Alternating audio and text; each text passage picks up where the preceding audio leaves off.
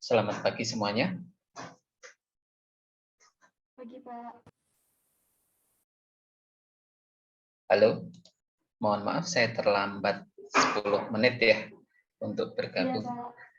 Ini sudah 3 orang ya. Iya, Pak.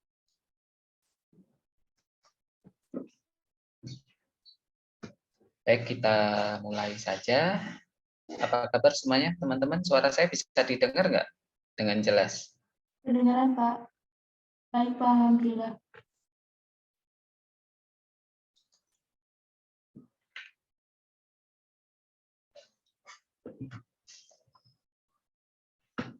Tes, tes. Halo, halo.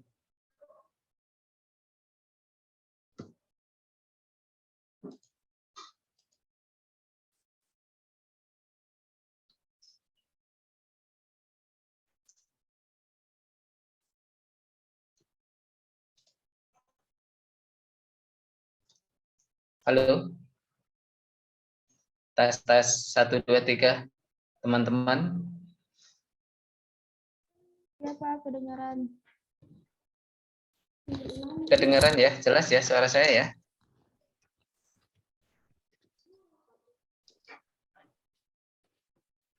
Ya.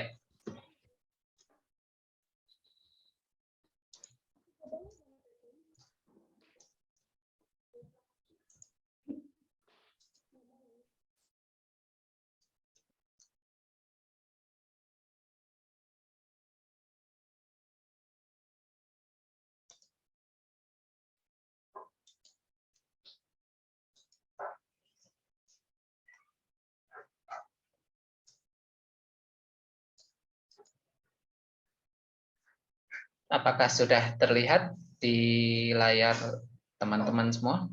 Sudah, Pak. Baik, ya kita mulai saja. Nah, selamat pagi. Assalamualaikum warahmatullahi wabarakatuh. Nah, untuk pertemuan kita pada pagi hari ini, kita akan melanjutkan terkait pembahasan audit sistem informasi. Nah, bila kemarin pertemuan sebelumnya kita sedikit banyak membahas terkait dengan pengantar audit sistem informasi, mungkin ini ada beberapa yang sedikit mengulang ya, tentu dengan pembahasan yang lebih komprehensif, diharapkan seperti itu. Saya harapkan teman-teman bisa memahami dengan baik. Ini saat ini yang hadir Mbak Intan, Mbak Kamalia, dan Mbak Wulandari. Sebentar, harusnya. Pak, Ya. Aulia izin sakit, Pak. Oh, baik. Ya, terima kasih informasinya. Sebentar. Aulia ya. Iya, Pak.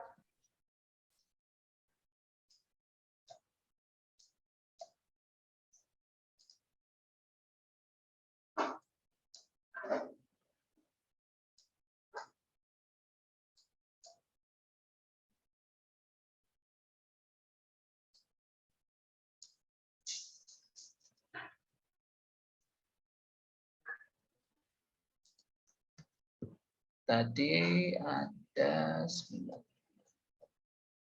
yang sudah hadir Mbak Wulandari, Mbak Intan,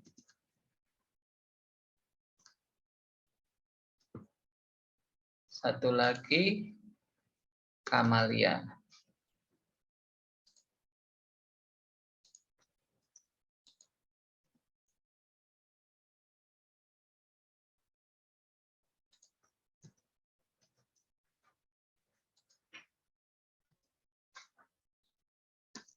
Oke. Nanti di akhir pertemuan saya akan share untuk presensi lagi. Nah, kita lanjutkan. Kita akan coba membahas terkait dengan kontrol atau definisi kontrol. Nah, apa itu yang dimaksud dengan definisi kontrol di sini? Silakan, ada yang mau? Wah, udah saya tampilkan ya. Nah, jadi suatu kontrol adalah sebuah sistem untuk mencegah mendeteksi atau memperbaiki situasi yang tidak teratur. Nah, mengapa kontrol harus dilakukan dalam suatu kegiatan audit sistem informasi? Nah, memang tujuan dari audit ini ya untuk mengkontrol, salah satunya seperti itu teman-teman. Yang mempunyai definisi di sini, sistem yang untuk dilakukan untuk mencegah, mendeteksi, atau memperbaiki situasi yang tidak teratur. Nah, mengapa dilakukan kontrol? Karena ada situasi yang tidak teratur tadi.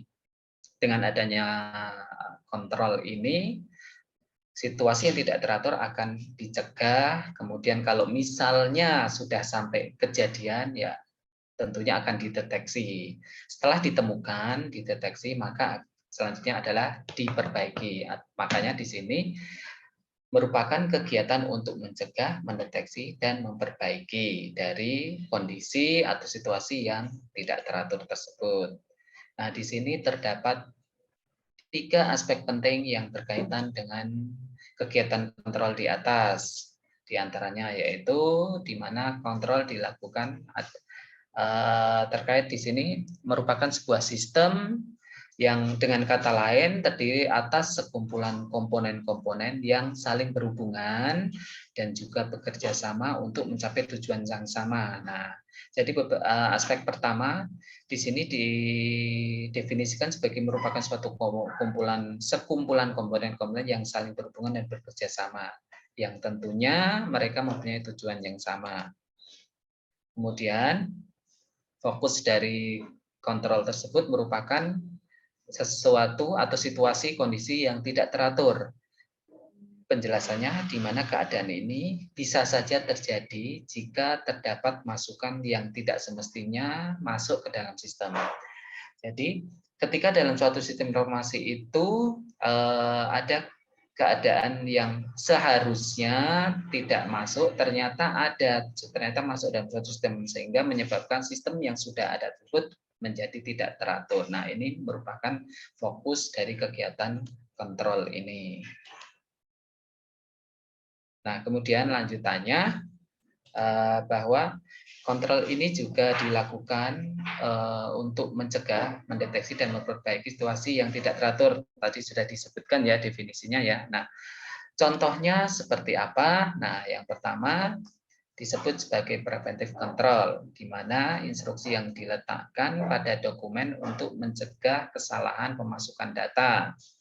Jadi yang pertama ini disebut sebagai preventif atau pencegahan. Instruksi ini bertujuan untuk mencegah kesalahan pada kegiatan pemasukan data. Kemudian detective control, kontrol yang diletakkan pada program yang berfungsi untuk mendeteksi kesalahan pemasukan data. Nah, kemudian yang ketiga atau yang terakhir ini ada corrective control. Jadi program yang dibuat khusus untuk memperbaiki kesalahan pada data yang mungkin timbul akibat kegangguan pada jaringan, mungkin gangguan pada komputer atau gangguan berupa kesalahan user. Jadi kata kunci untuk kontrol ini preventif, detektif, dan korektif. Mencegah, mendeteksi, dan memperbaiki. Berikutnya, fungsi kontrol sendiri. Apa itu fungsi dari kontrol? Adalah untuk menekan kerugian yang mungkin timbul akibat kejadian yang tidak diharapkan, yang mungkin terjadi pada sebuah sistem. Jadi ketika suatu sistem informasi itu ada sesuatu yang tidak teratur, tadi disebutkan, ada hal yang semestinya tidak masuk ke dalam, ternyata hal itu timbul. Ini menyebabkan sistem menjadi chaos atau tidak teratur ya. Bila ketidakteraturan itu semakin menumpuk, semakin banyak, tentu akan menimbulkan kejadian yang tidak diharapkan. Akhirnya menyebabkan kerugian dalam organisasi seperti itu. Jadi fungsinya ini untuk menekan kerugian yang mungkin timbul akibat kejadian yang tidak diharapkan. Kemudian di sini tugas auditor adalah untuk menetapkan apakah kontrol sudah berjalan sesuai dengan yang diharapkan untuk mencegah terjadi situasi yang tidak diharapkan. Nah, jadi auditor atau petugas yang melakukan audit ini nantinya akan menetapkan apakah kontrol yang dilakukan itu sudah berjalan sesuai dengan yang diharapkan atau belum. Tugasnya ini ya untuk mencegah situasi yang tidak diharapkan tadi. Kemudian auditor juga harus dapat memastikan bahwa setidaknya ada satu buah kontrol yang dapat menangani resiko bila resiko tersebut benar-benar terjadi. Jadi auditor ini harus mempunyai minimal satu buah kontrol dari yang beberapa tadi disebutkan untuk menangani resiko-resiko yang mungkin akan terjadi. Kemudian terkait dengan kontrol audit sistem informasi, ini terdiri dari yang pertama kontrol lingkungan atau environmental control. Nah, di sini pengendalian lingkungan meliputi hal-hal seperti kebijakan keamanan informasi, kemudian terkait standar, terkait pedoman, kemudian struktur pelaporan dalam lingkungan pemrosesan informasi, termasuk di sini operasi komputer dan pemrograman, juga kondisi keuangan organisasi dan vendor jasa. Jadi hal-hal yang disebut lingkungan ini hal-hal yang terkait di sekitar dari sistem informasi sendiri. Ya, tadi disebutkan kebijakan keamanan, kemudian standar, pedoman, dan seterusnya. Nah, ini tentunya mempengaruhi dari kegiatan kontrol, makanya disebut dengan kontrol lingkungan. Termasuk di dalamnya adalah kondisi keuangan organisasi serta kondisi vendor atau supplier, baik barang maupun jasa. Nah, kemudian yang kedua adalah kontrol keamanan fisik atau physical security control, di mana kontrol keamanan fisik ini berkaitan dengan perlindungan terhadap perangkat keras komputer, komponen, dan fasilitas di mana mereka berada. Kemudian berikutnya adalah kontrol keamanan logis atau logical security control. Nah, kontrol keamanan logis ini merupakan sesuatu yang telah dikerahkan dalam sistem operasi dan aplikasi untuk membantu mencegah akses tidak sah dan penghancuran yang disengaja atau disengaja terhadap program dan data. Jadi ini kaitannya dengan aspek keamanan, security aspek, baik itu yang disengaja maupun yang tidak disengaja. Kemudian berikutnya adalah kontrol operasi sistem informasi atau IS operating control, di mana kontrol operasi sistem informasi ini dirancang untuk membantu memastikan bahwa sistem informasi beroperasi secara efisien dan efektif. Kemarin sudah tahu ya bedanya efisien dan efektif. Mungkin teman-teman masih ingat apa yang dimaksud dengan sistem operasi itu beroperasi secara efisien, atau keywordnya apa gitu kalau efisien dan efektif. Mungkin ada teman-teman yang bisa kita berdiskusi aja ya. Selamat datang Mbak siapa? Mbak Firly ya. Ya.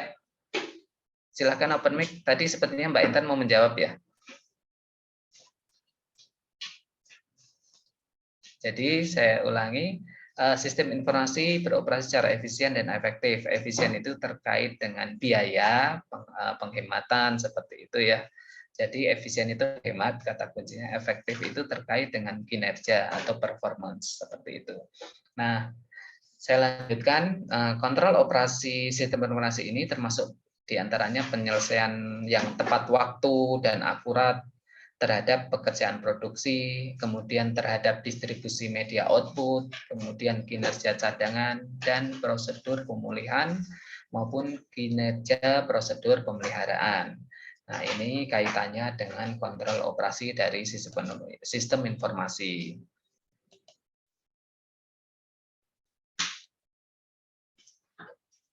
Berikutnya, sebentar. Ya.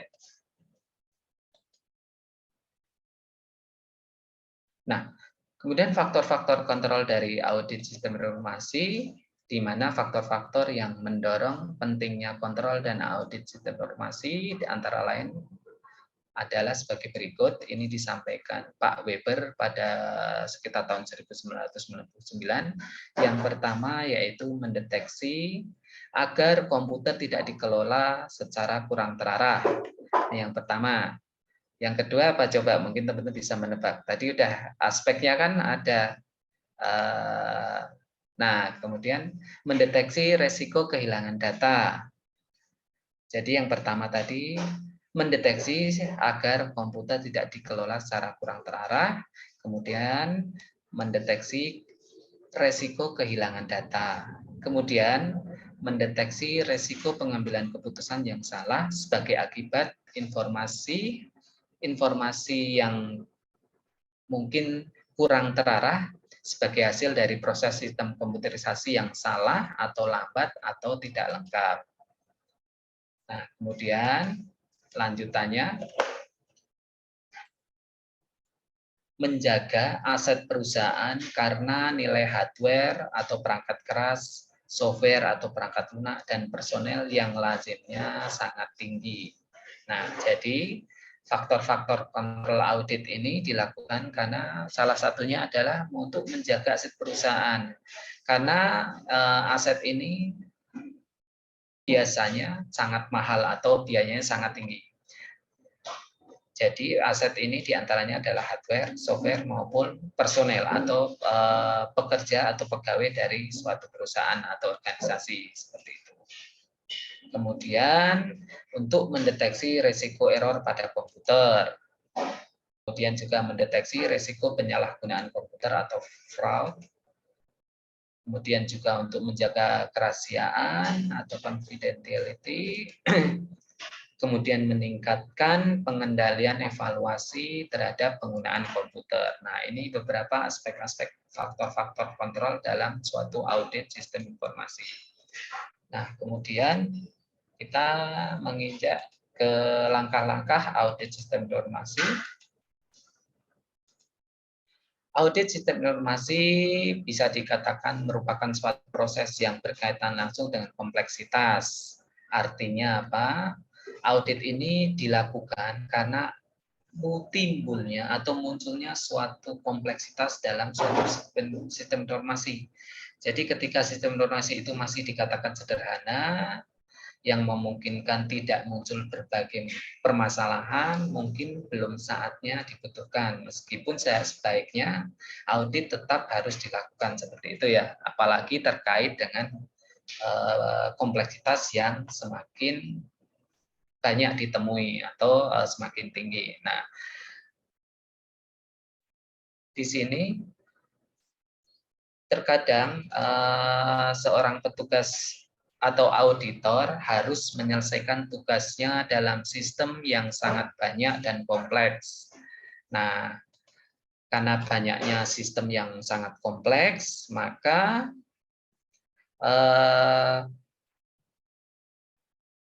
kompleksitas tersebut merupakan atau menjadi penyebab dari akar permasalahan dari setiap problem yang dihadapi oleh para profesional di bidang sistem informasi.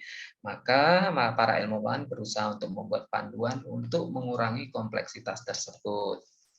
Nah, diantaranya dengan cara yang pertama, memecah sebuah sistem yang besar menjadi beberapa subsistem untuk dievaluasi secara terpisah. Jadi sistem informasi itu karena tingkat kompleksitasnya yang sangat tinggi, sehingga merupakan satu kesatuan sistem yang sangat besar, sehingga untuk memudahkan kerja atau tugasnya si auditor datim melakukan pemecahan atau memecah sebuah sistem yang dirasa besar, kemudian menjadi beberapa subsistem untuk dievaluasi secara terpisah, sehingga itu akan lebih memudahkan atau meringankan kerja seorang auditor. Kemudian berikutnya adalah menentukan kehandalan setiap subsistem dan pengaruh setiap subsistem terhadap kehandalan sistem secara keseluruhan. Nah, di sini menetapkan mana-mana subsistem yang andal dan bagaimana pengaruhnya terhadap keandalan sistem secara keseluruhan. Bila memang dirasa tidak andal, tentu ini dijadikan sebagai sebuah temuan. Seperti itu ya teman-teman.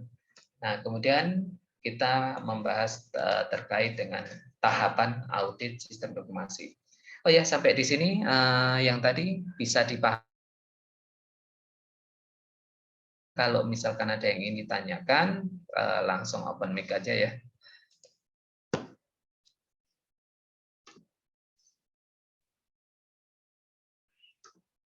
Baik, saya lanjutkan lagi. Nah, untuk tahapan audit ini, dalam melakukan kegiatan audit, seorang auditor biasanya menggunakan tahapan audit sebagai berikut. Sekilas kemarin sudah kita bahas ya, mungkin poin-poin saja pada pertemuan sebelumnya. Nah, kita akan mencoba membahas sedikit lebih dalam. Ya, yang pertama ini adalah planning atau perencanaan. Nah, di sini dalam rangka untuk mendapatkan pemahaman yang lengkap mengenai proses bisnis dari suatu perusahaan yang sedang dilakukan audit. Nah, pada proses ini auditor akan menentukan ruang lingkup dan tujuan pengendalian, kemudian tingkat materialitas dan outsourcing. Nah, pada tahap ini juga nantinya auditor akan menetapkan terkait dengan mengapa, bagaimana, kapan, dan oleh siapa audit akan dilaksanakan.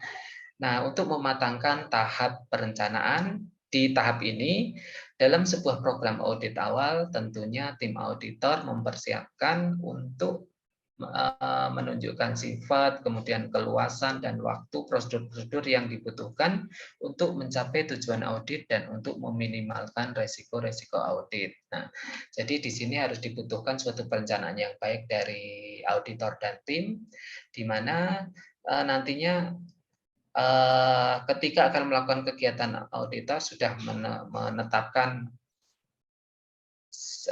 di antaranya sifat, keluasan, kemudian waktu, prosedur-prosedur yang dibutuhkan, di mana tujuannya adalah untuk mencapai tujuan audit dengan tepat dan juga untuk meminimalkan resiko-resiko dari kegiatan audit. Nah, kemudian yang kedua, prepare audit program. Nah, audit program ini disesuaikan dengan hardware, perangkat keras, dan software atau perangkat lunak yang dimiliki oleh perusahaan atau organisasi.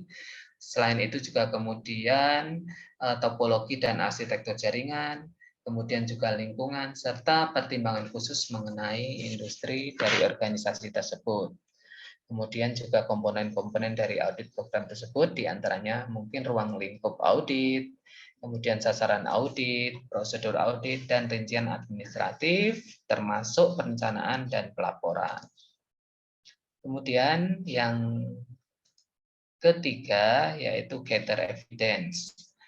Tahapan di sini bertujuan untuk mendapatkan bukti-bukti yang memadai, kemudian yang handal, relevan, dan berguna untuk mencapai sasaran audit secara efektif. Nah, jenis bukti yang sering ditemukan oleh auditor dan tim pada kerja lapangan diantaranya yaitu observasi pada proses-proses dan keberadaan dari item fisik. Di sini seperti pengoperasian komputer, mungkin juga berupa prosedur tata cara backup data, kemudian bukti dalam bentuk dokumen, seperti program log atau changelog, sistem akses log, dan tabel otoritas. Kemudian juga gambaran dari perusahaan, proses bisnis seperti flowchart, kemudian naratif dari perusahaan atau organisasi, dan kebijakan serta prosedur yang tertulis atau terdokumentasi. Selain itu juga analisis seperti prosedur CAAT atau CAAT yang dijalankan pada data perusahaan.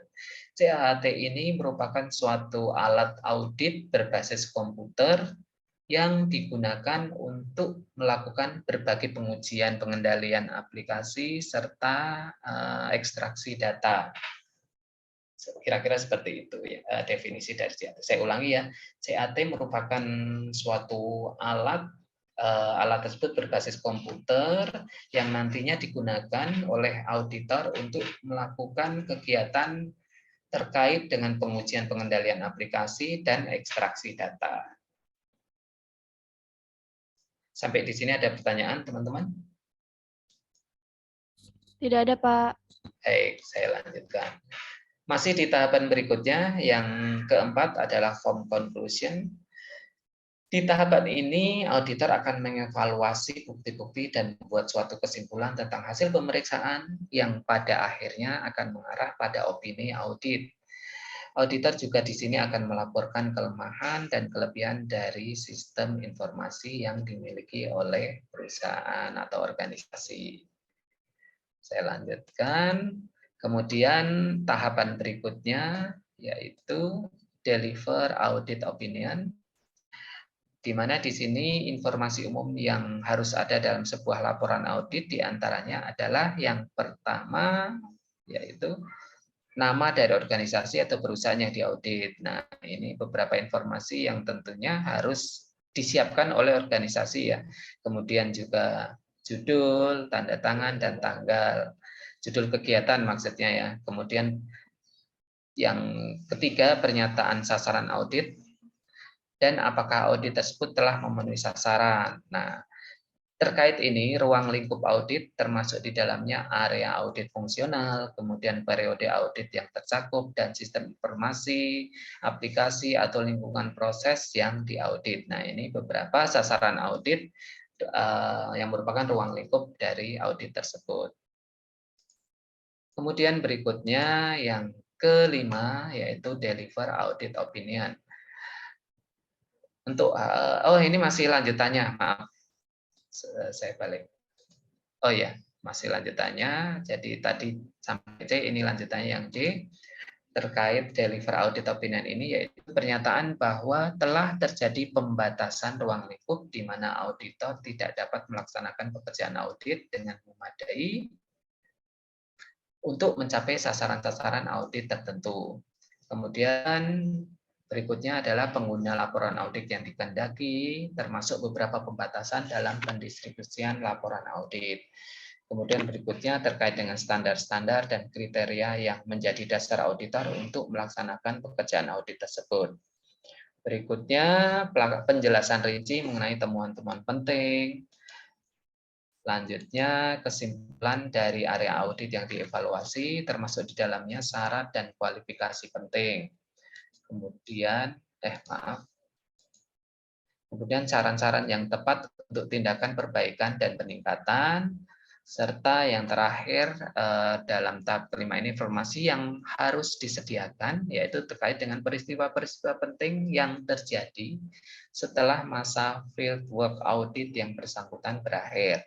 Jadi ketika masa audit di periode sebelumnya sudah dilaksanakan, si organisasi seharusnya memberikan kejadian-kejadian, insiden, atau peristiwa-peristiwa penting yang terjadi sejak selesainya kegiatan audit sebelumnya sampai akan dilaksanakan audit di periode berikutnya. Lanjutannya, tahap berikutnya adalah follow up atau tindak lanjut. Nah, di sini auditor dan tim melakukan atau melaksanakan tindak lanjut dengan cara membuat suatu ketentuan untuk melakukan tindak lanjut bersama dengan perusahaan pada kondisi-kondisi yang dilaporkan atau defisiensi audit yang tidak tercover selama kegiatan audit. Nah, tindak lanjut ini dapat dilakukan dengan menelepon atau menghubungi pihak manajemen. Nah, jadi kalau pertemuan sebelumnya sudah pernah saya sampaikan, ketika sudah mendapatkan beberapa temuan, kemudian tim audit melakukan tindak lanjut bersama dengan organisasi pada berdasarkan atau based on kondisi-kondisi yang dilaporkan atau temuan-temuan yang sudah ditemukan, diperoleh gitu ya, kemudian dilaporkan yang tidak tercover selama kegiatan audit. Nah, ini dilakukan dalam suatu diskusi bersama, kalau ini dilakukan menghubungi pihak manajemen. Kemudian tujuan dari audit sistem informasi, di sini menurut Ron Weber, bahwa secara garis besar tujuannya terbagi menjadi 4 tahap, yaitu yang pertama terkait dengan pengamanan aset. Nah, kita tahu bahwa aset informasi suatu perusahaan, baik itu seperti hardware atau perangkat keras, kemudian software atau perangkat lunak, kemudian SDM, sumber daya manusia atau personel, file data, itu semua harus dijaga oleh suatu sistem pengendalian intern yang baik agar tidak terjadi penyalahgunaan aset perusahaan. Kita tahu aset perusahaan itu sangat mahal, jadi juga harus dijaga dengan baik. Nah, dengan demikian, sistem pengamanan aset ini merupakan suatu hal yang sangat penting yang harus dipenuhi oleh organisasi atau perusahaan. Nah, berikutnya, yang kedua, tujuannya adalah untuk menjaga integritas data. Integritas data atau data integrity ini merupakan salah satu konsep dalam sistem informasi yang sangat dasar. Jadi merupakan integritas data ini merupakan konsep dasar dalam suatu sistem informasi. Memiliki atribut-atribut tertentu, diantaranya adalah kelengkapan, kebenaran, dan keakuratan. Jadi ketika dilakukan audit, tujuannya adalah untuk mencapai kelengkapan data, kemudian kebenaran data, dan keakuratan data. Mohon diingat ya teman-teman ya, 3 atribut dari data tersebut. Nah, jika integritas data tidak terpelihara dengan baik, maka suatu perusahaan tidak akan lagi memiliki hasil atau laporan yang benar. Bahkan perusahaan bisa dikatakan dalam kondisi merugi atau menderita kerugian yang sangat besar terkait dengan data yang tidak terpelihara. Berikutnya, tujuan dari audit sistem informasi yang ketiga adalah terkait dengan efektivitas sistem. Nah, efektivitas sistem informasi dalam perusahaan ini memiliki peranan yang juga sangat penting dalam proses pengambilan keputusan. Bahkan suatu sistem informasi ini dapat dikatakan efektif bila sistem informasi tersebut telah sesuai dengan kebutuhan user. Nah, kemudian berikutnya yang keempat adalah efisiensi sistem. Nah, efisiensi juga menjadi hal yang sangat penting ketika suatu komputer ini tidak lagi memiliki kapasitas yang memadai atau harus mengevaluasi apakah efisiensi sistem masih memadai atau harus menambah sumber daya. Karena suatu sistem dapat dikatakan efisien jika sistem informasi dapat memenuhi kebutuhan user dengan sumber daya informasi yang minimal. Nah, jadi seperti dikatakan atau sudah disampaikan tadi bahwa efisiensi ini kaitannya dengan penghematan atau biaya ya. Jadi audit ini akan auditor lah ya harus melakukan evaluasi apakah efisiensi sistem ini masih memadai atau enggak terkait operasional dari organisasi.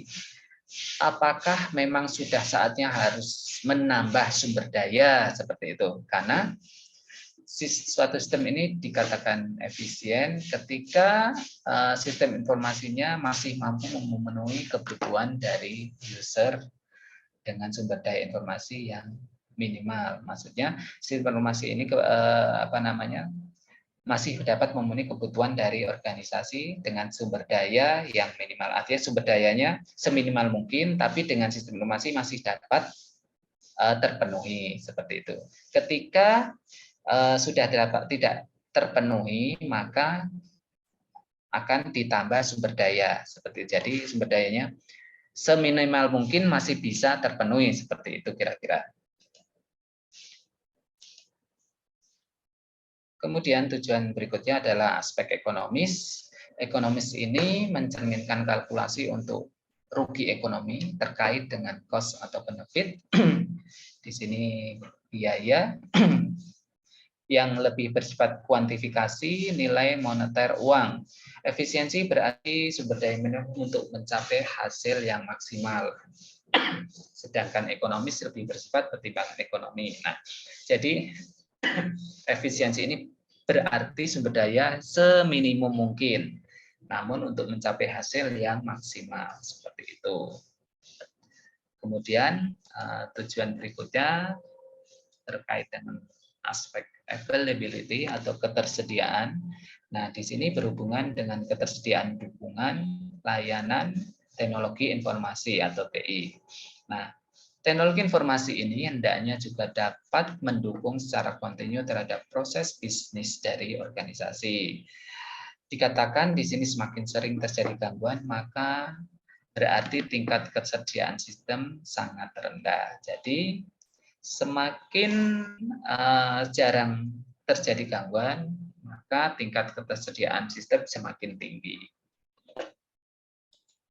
Berikutnya yaitu adalah aspek kerahasiaan.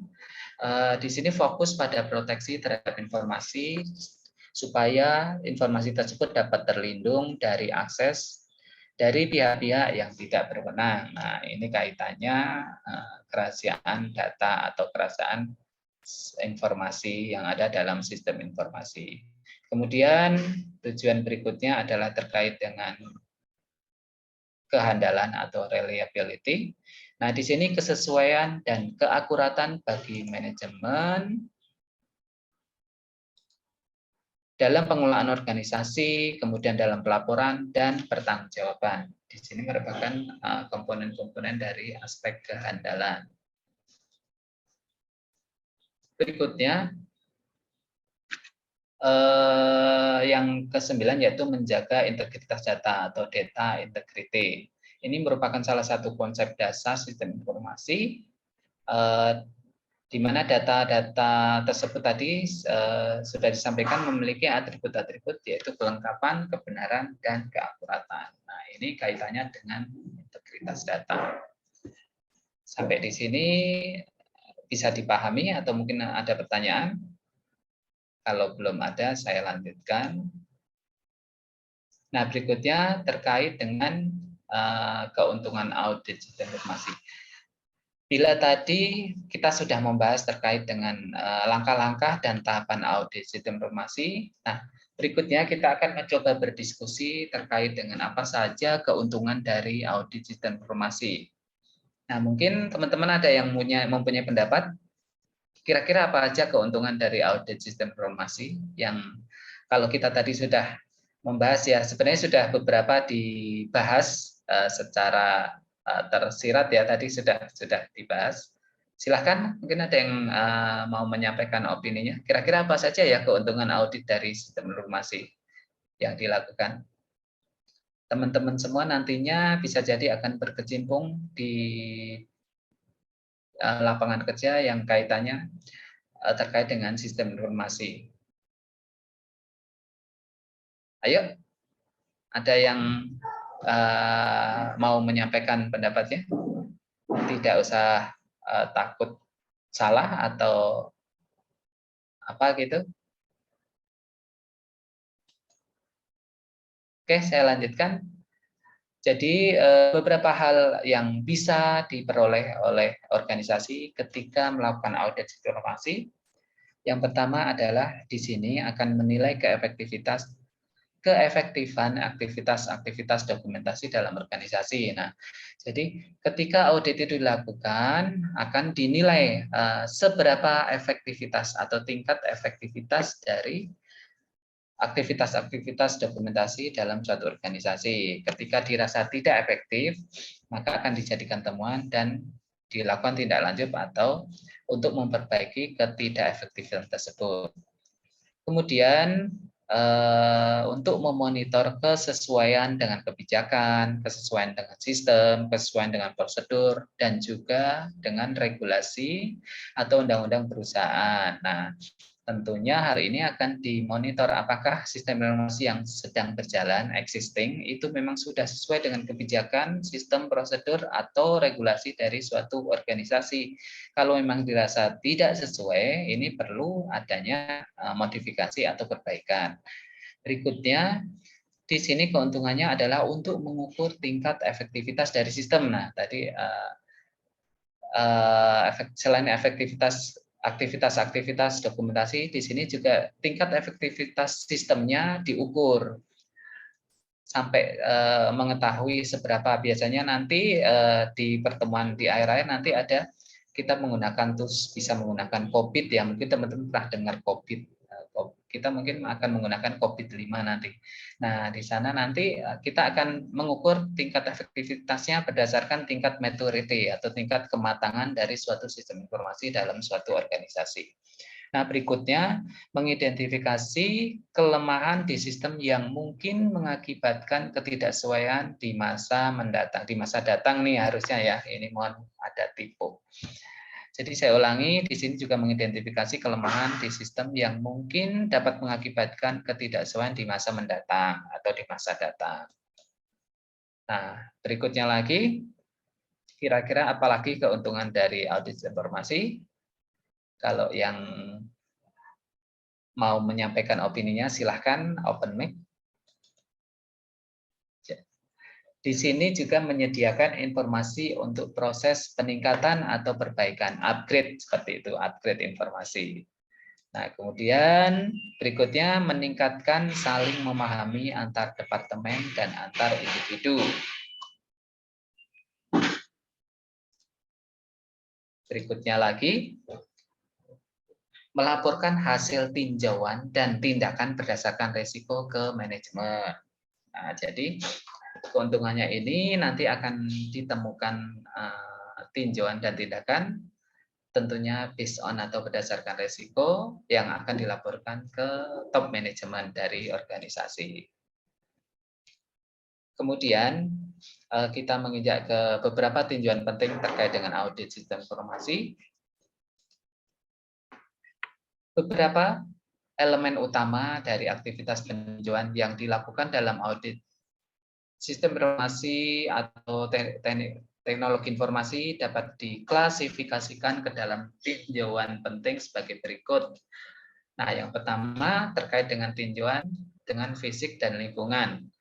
Di antaranya yaitu hal-hal yang terkait dengan keamanan fisik, kemudian terkait dengan suplai sumber daya, kemudian temperatur, kontrol kelembapan, dan faktor lingkungan lain. Di antaranya, tunggu sebentar ya.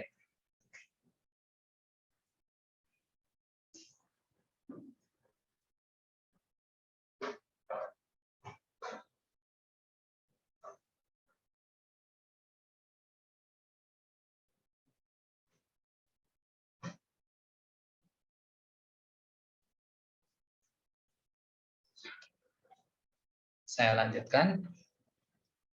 Kemudian berikutnya adalah tinjauan administrasi sistem, yaitu mencakup tinjauan keamanan dalam sistem operasi, kemudian dalam sistem manajemen database, nah seluruh prosedur administrasi sistem dan pelaksanaannya. Jadi yang pertama tadi ada tinjauan fisik dan lingkungan. Fisik dan lingkungan itu yang perlu diketahui yaitu bagaimana keamanannya, kemudian suplai sumber dayanya, temperatur ruangannya yang mendukung misalnya server dari sistem informasi tersebut, karena ini terkait dengan kelangsungan operasional dari sistem informasi, kemudian juga kontrol kelembapan dan faktor lingkungan lain, termasuk aman enggak dari orang luar ataupun intruder atau orang dalam yang mungkin punya niat tidak baik. Kemudian juga tinjauan administrasi sistem. Di sini keamanan sistem operasi, database, prosedur administrasi lain, dan proses pelaksanaannya. Kemudian berikutnya ada juga terkait dengan tinjauan perangkat lunak. Nah, perangkat lunak yang dimaksud ini merupakan aplikasi bisnis yang dapat berupa sistem berbasis web, misalnya untuk pemrosesan permintaan pelanggan hingga ERP atau Enterprise Resource Planning. Nah, kemudian yang kini menjadi inti dari proses bisnis di suatu perusahaan. Nah, ini terkait dengan tinjauan perangkat lunak yang digunakan. Jadi perlu ditinjau, rata-rata sekarang kan sudah menggunakan ERP ya. Kemudian tinjauan keamanan jaringan. Di sini mencakup tinjauan jaringan internal, kemudian tinjauan jaringan eksternal yang terhubung dengan sistem, kemudian juga bagaimana batasan tingkat keamanannya, tinjauan terhadap firewall yang digunakan, daftar kontrol akses router, kemudian port scanning, serta pendeteksian terhadap gangguan maupun ancaman terhadap sistem. Nah, ini aspek keamanan jaringan ini perlu ditinjau karena kaitannya tadi untuk menjaga, mencegah kemudian memperbaiki dan mendeteksi dari data atau informasi. Kemudian berikutnya yaitu tinjauan, ini ada beberapa tipe ya, banyak tipe, ntar saya cek lagi. Tinjauan kontinuitas bisnis di sini dengan memastikan ketersediaan prosedur backup dan penyimpanan, kemudian juga dokumentasi dari prosedur tersebut serta dokumentasi pemulihan bencana atau kontinuitas bisnis yang dimiliki atau business continuity. Berikutnya adalah tinjauan integritas data. Di sini bertujuan untuk memastikan ketelitian data dapat beroperasi sehingga dilakukan verifikasi kecukupan kontrol dan dampak dari kurangnya kontrol yang ditetapkan. Itu beberapa tinjauan penting dalam audit sistem informasi. Berikutnya kita masuk ke motivasi. Apa itu pengertian motivasi? Silahkan yang pengen menyampaikan pendapatnya, apa itu motivasi? Ayo teman-teman, silahkan, tidak perlu takut salah atau tidak perlu malu. Ya, jadi kata motivasi ini berasal dari bahasa Latin, yaitu motif. Di sini berarti dorongan atau daya penggerak atau kekuatan yang terdapat dalam diri organisme yang menyebabkan organisme itu bertindak atau berbuat sesuatu. Nah, itu yang dinamakan motivasi. Nah, kemudian kata dalam bahasa Latin tadi, motif, itu diserap atau diadopsi dalam bahasa Inggris, yaitu sebagai motivation, yang berarti pemberian motif atau motivasi, kemudian penimbulan motif atau hal yang menimbulkan dorongan, atau keadaan yang dapat menimbulkan suatu dorongan. Nah, itu penjelasan atau pengertian dari motivasi. Kemudian seorang pakar namanya Landy dan Becker di sini menjelaskan bahwa istilah motivasi ini setidaknya memiliki dua konotasi dalam perilaku organisasi lapangan. Yang pertama adalah proses manajemen yang digunakan dengan cara ini.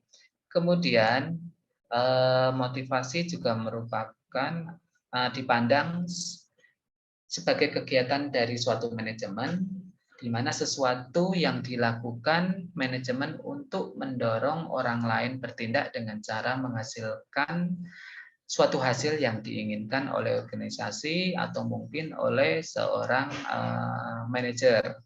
Seperti itu ya.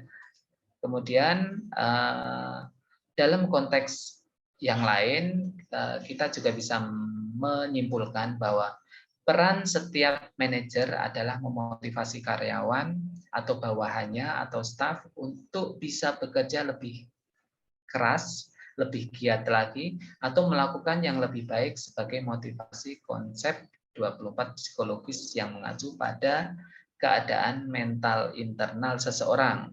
Di sini yang berkaitan dengan inisiasi, arahan, kemudian intensitas ketekunan, dan penghentian perilaku. Contohnya seperti itu. Ini terkait dengan motivasi yang disampaikan oleh Landy dan Becker.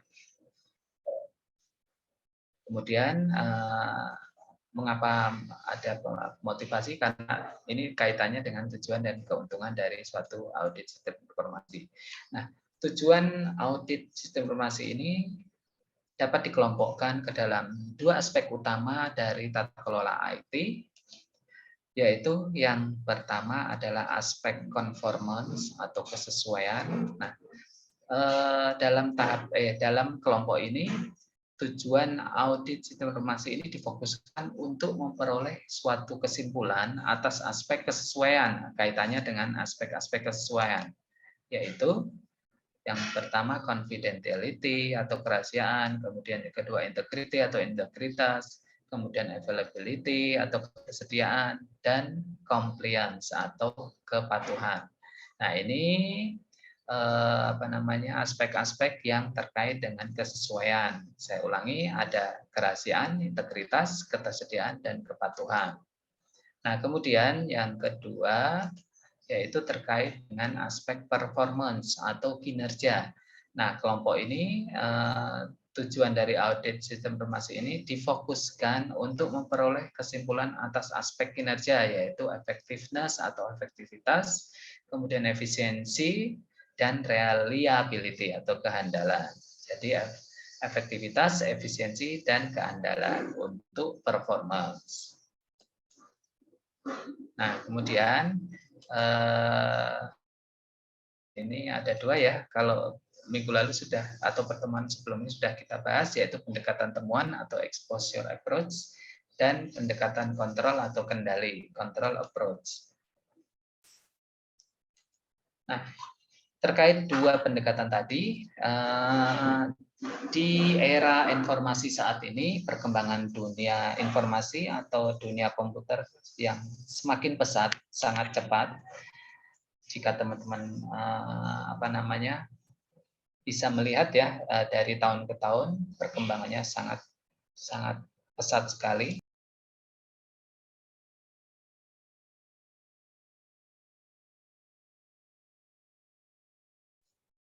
Nah, jadi ada 2 perlakuan terhadap komputer, yaitu yang pertama kita lihat, yang pertama ini komputer dipergunakan sebagai alat bantu auditor dalam melaksanakan audit.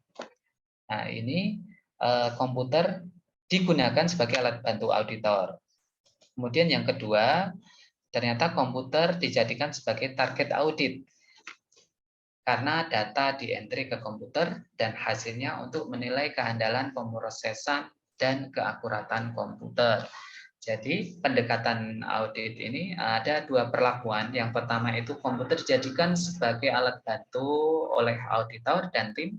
Dan yang kedua komputer dijadikan sebagai target audit atau yang diaudit, seperti itu.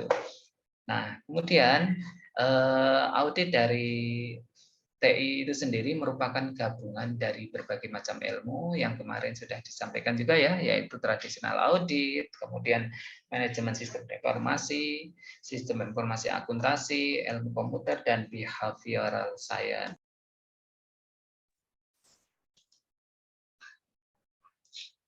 Berikutnya,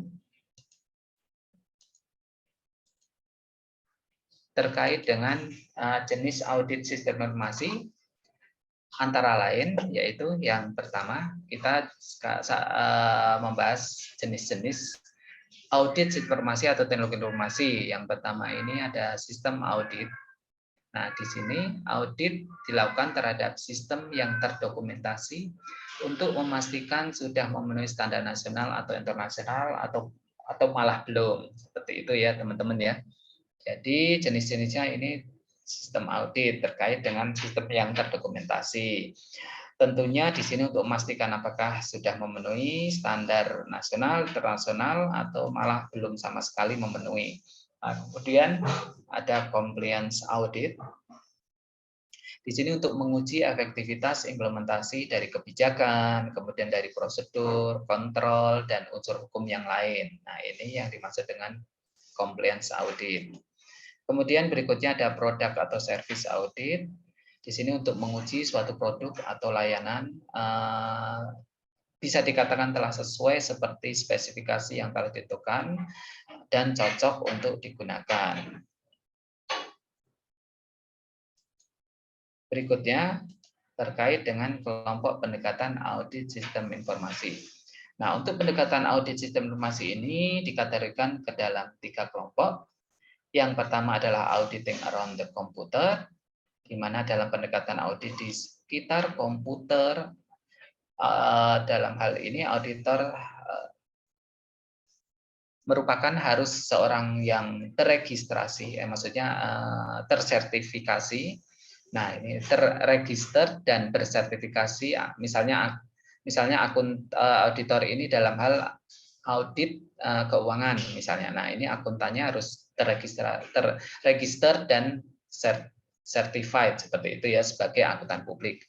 Di sini dapat mengambil kesimpulan dan merumuskan opini dengan hanya menelaah struktur pengendalian dan melaksanakan pengujian transaksi dan prosedur verifikasi saldo perkiraan dengan cara sama seperti pada sistem akuntansi manual. Nah, ini auditing around the computer.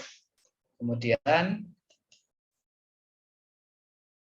lanjutannya masih auditing around the computer, bahwa kunci pendekatan audit di sini adalah pada penelusuran transaksi terpilih mulai dari dokumen sumber sampai ke bagian perkiraan atau akun dan laporannya.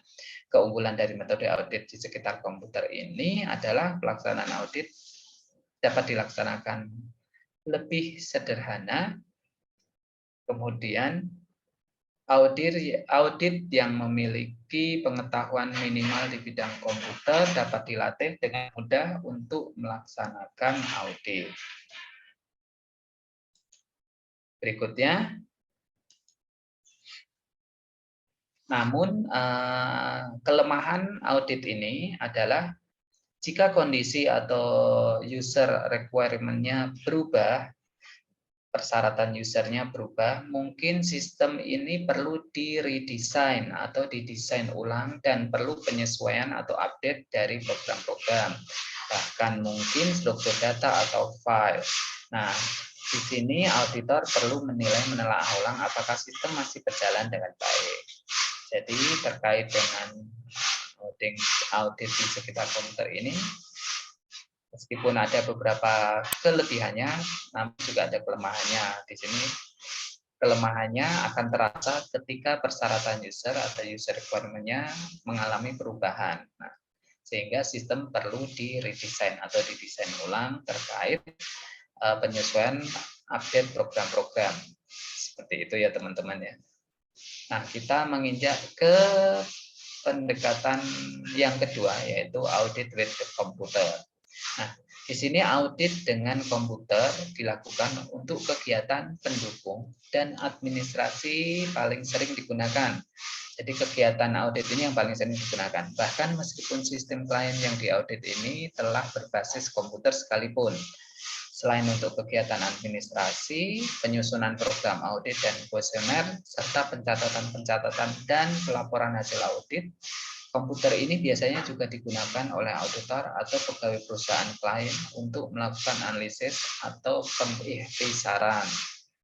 Nah, kemudian juga dilakukan untuk selain itu juga untuk pembuatan grafik misalnya dan tabel-tabel tentang hasil audit serta pemaparan atau presentasi dari hasil audit misalnya dengan menggunakan aplikasi Microsoft Word, PowerPoint, dan Excel. Seperti itu. Ini untuk audit with the computer. Nah, berikutnya yang pendekatan kelompok yang terakhir, yang ketiga, yaitu audit through the computer. Nah, dalam pendekatan audit through the computer atau audit ke sistem komputer, audit through the computer, di sini auditor melakukan pemeriksaan langsung terhadap program-program dan file-file komputer pada audit sistem informasi berbasis teknologi informasi. Dalam hal ini, auditor menggunakan komputer atau software atau dengan cek logika atau listing program, test on logic or program source code untuk menguji logika program dalam rangka pengujian pengendalian yang ada pada komputer. Nah, jadi di sini melalui pendekatan audit ke sistem komputer, di sini auditor menggunakan baik itu software komputer untuk melakukan cek logika atau listing program. Nah, menggunakan listing program untuk menguji logika program dalam rangka pengujian pengendalian yang ada pada komputer. Selain itu juga auditor bisa juga meminta penjelasan dari para engineer komputer atau teknisi komputer mengenai spek atau spesifikasi sistem atau program yang diaudit. Seperti itu jika dibutuhkan. Misalnya auditor masih membutuhkan beberapa penjelasan dari para teknisi komputer yang ada di organisasi tersebut mengenai spesifikasi yang mungkin auditor belum menemukan atau belum mengetahui, bisa ditanyakan meminta penjelasan ke teknisi komputer yang ada di organisasi tersebut. Nah, kemudian kita bahas apa saja keunggulan dari pendekatan audit dengan pemeriksaan sistem komputerisasi, diantaranya yaitu auditor akan memperoleh kemampuan yang besar dan efektif dalam melakukan pengujian terhadap sistem komputer. Kemudian auditor akan merasa lebih yakin terhadap kebenaran hasil kerjanya.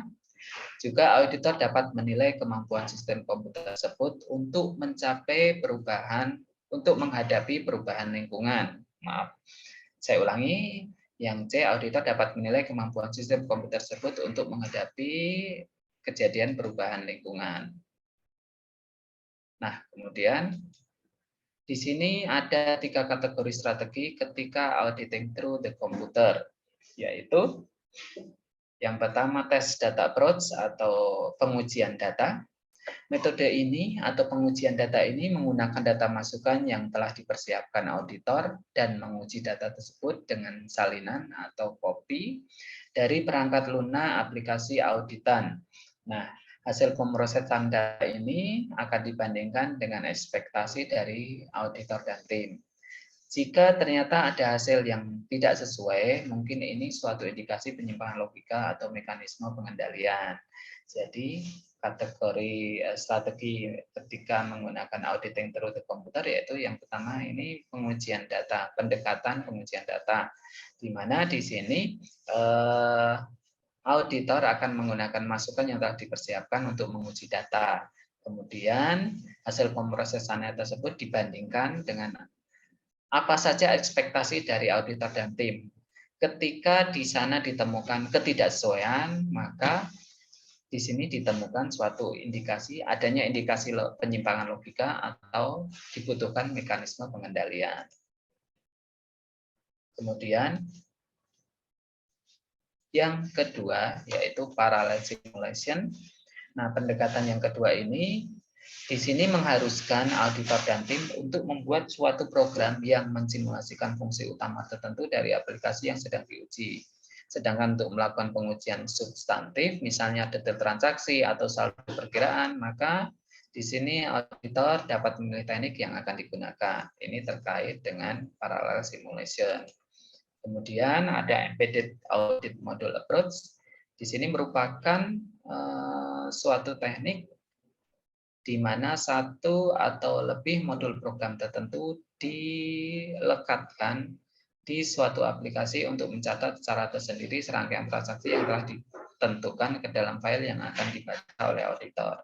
Jadi embedded audit ini menggunakan suatu modul program tertentu yang di-embeddedkan, melekat dalam suatu aplikasi di sistem informasi untuk mencatat secara tersendiri serangkaian transaksi yang telah ditentukan ke dalam file yang nantinya akan dibaca oleh auditor. Jadi modul ini secara otomatis membaca aplikasi dan mencatat log transaksi, kejadian-kejadian transaksi secara tersendiri dalam suatu rangkaian transaksi yang nantinya file-file log yang tercatat dalam embedded audit modul tadi akan dibaca oleh auditor apakah ada penyimpangan atau ada ketidaksesuaian atau ketidakteraturan. Nah, di situ akan dijadikan sebagai temuan.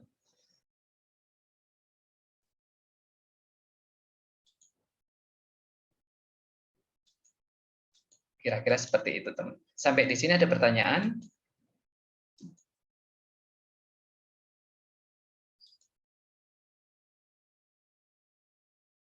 Halo, teman-teman.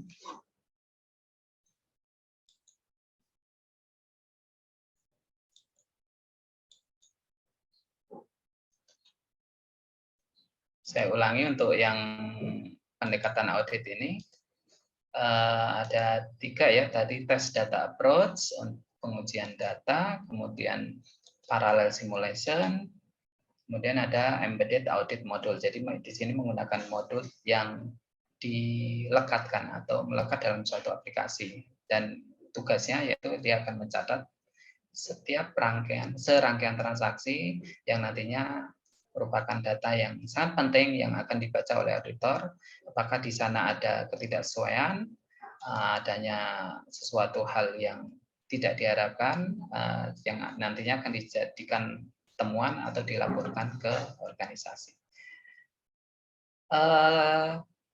Sampai di sini gimana teman-teman? Ada yang mau ditanyakan? Ini mungkin sepertinya slide saya yang terakhir ya di pertemuan ini. Iya, benar.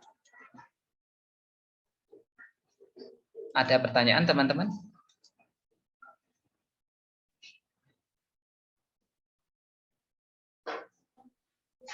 Halo? Belum ada, Pak. Oh, belum ada. Baik, Belum kalau ada, Pak. misalkan, oh ya, ya. Selamat bergabung Mas Muhammad Fahmi ya. Sekarang udah komplit ya. Kalau belum ada, saya coba presensi lagi.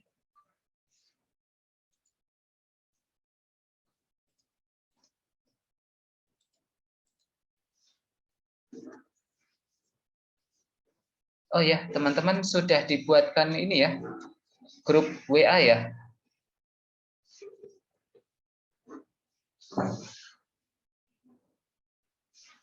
Nanti materinya, karena kenapa? Halo, kenapa Mbak? Maaf. Iya Pak, sudah dibuatkan WA grupnya. Iya, iya, baik. Berarti ada yang soalnya saya untuk yang kelas karyawan juga ternyata saya bingung yang sudah dibuatkan grup karena mau ditambahin judulnya nanti Mbak, audit sistemasi reguler seperti itu. Jadi saya nggak bingung. Oke, saya coba presensi tadi yang belum ya.